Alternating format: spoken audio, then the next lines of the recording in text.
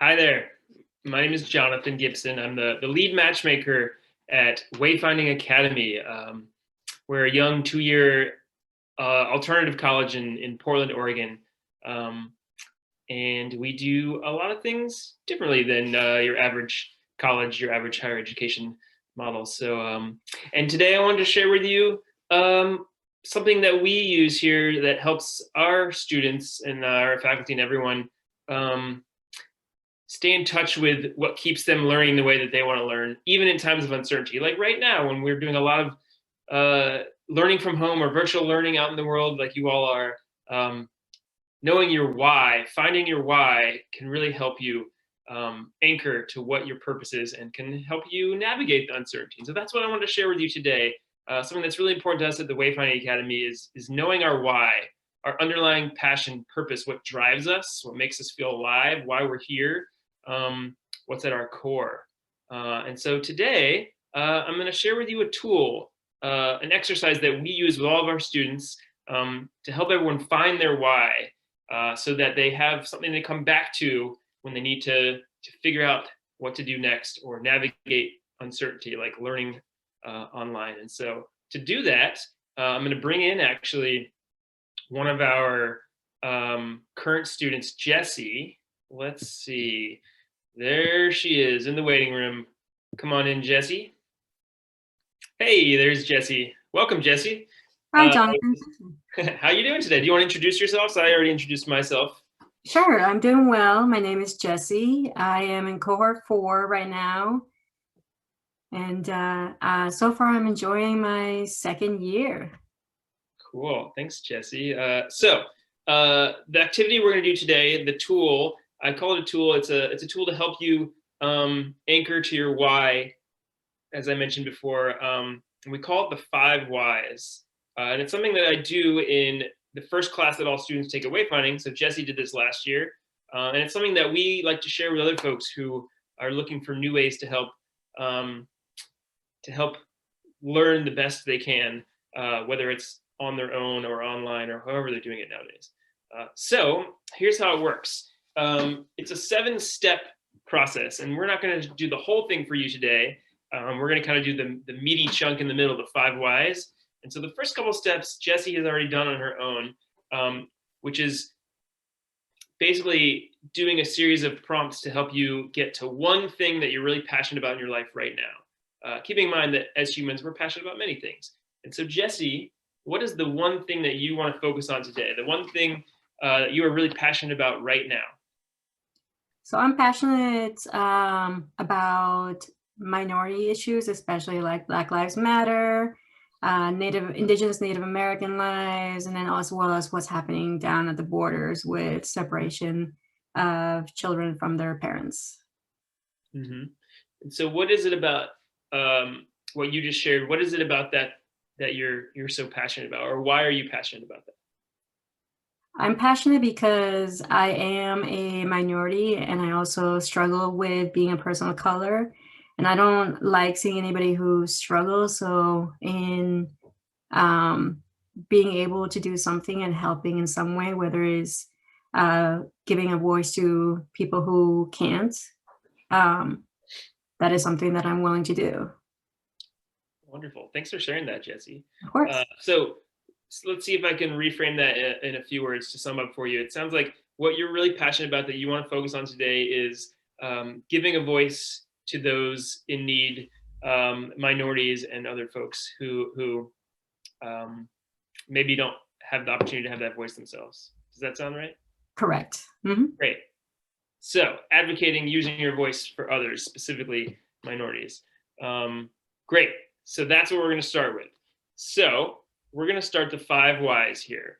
And the way it's going to work, Jessie, is I'm going to walk you through the 5 whys, kind of facilitate, ask you each why, because each why is a question that sort of digs into the core of the previous answer to go a little deeper, and get more to the core of what's behind that passion, what's beneath it, what's at the core of it. Are you ready to do that? Yes, let's do this. Okay. So a little sneak preview for those of you watching. Jessie has done this before and has her answers more or less already prepared. If you were doing this for the first time, I would give you you would have more time to write things out, to think, and it would take a bit longer. But for today's purposes, we're giving you a demo. It's kind of like in those baking shows where you like do all the stuff and you put it in the oven, and then you like, oh, here's one we baked earlier that's already ready, so we don't have to sit here for 45 minutes while it bakes. Similar to that. So Jesse's answers are pre-baked, so to speak. You ready, Jesse? Yes, let's do this. Okay, so the first why. The first why is, here we go. So you are passionate about using your voice and advocating for folks, specifically minorities. So why is that important to you? Why is it important to you to advocate and to be a voice for minorities and other folks? Why is that important to you? Yeah, so like I said, I chose to advocate for minorities because I am one. I continue to struggle with being one, but there are others around the world who are struggling even more than I am and continue to struggle, even people here. And so, like, as an example, Indigenous Native Americans continue to struggle to live in their land because their land continues to be taken away from them. Or what's happening right now in Portland with the Black Lives Movement, and just like being able to help them in any way that I can. And so any of minorities who don't have a voice is what I want to help, what I want to advocate for, who I want to advocate for. Okay, thanks, Jesse. Mm-hmm. Okay, so you ready for the second why? Yes. So in the last answer, the thing I want to focus on is giving a voice to others, advocating for others. So why do you think it's important for all people to have a voice, to be heard? I think all people should be treated equally and fairly because it's everyone's human right.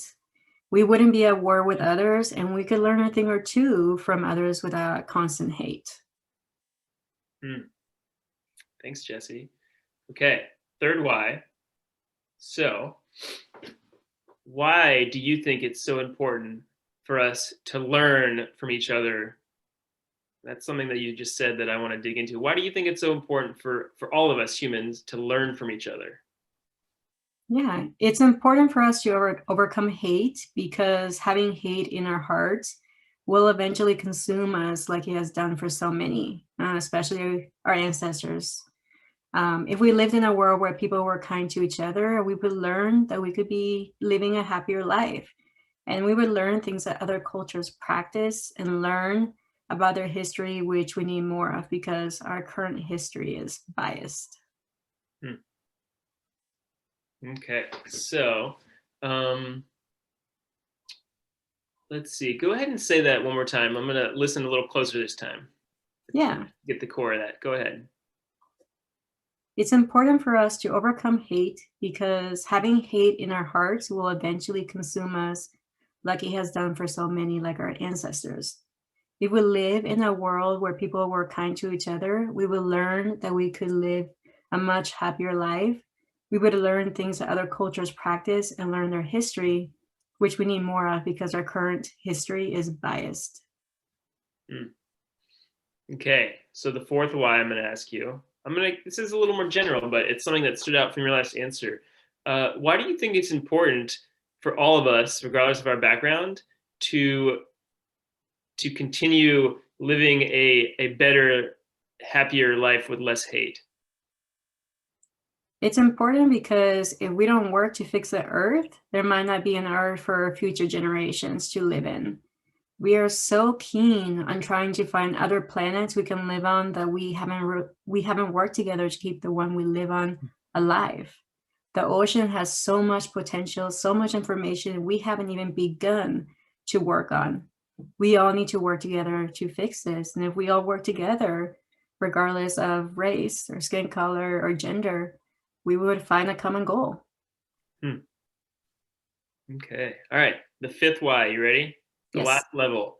So why is it so important to you for us to all unite and work together as one people to fix our planet, to fix our earth?